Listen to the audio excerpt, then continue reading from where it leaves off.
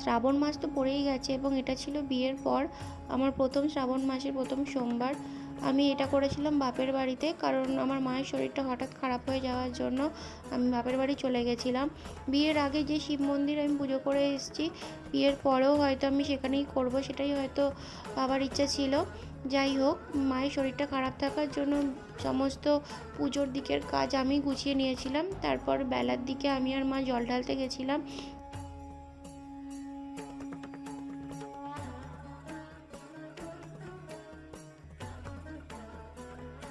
তারপর পুজো দিয়ে এসে আমি ও মা ফলাহার করে নিলাম।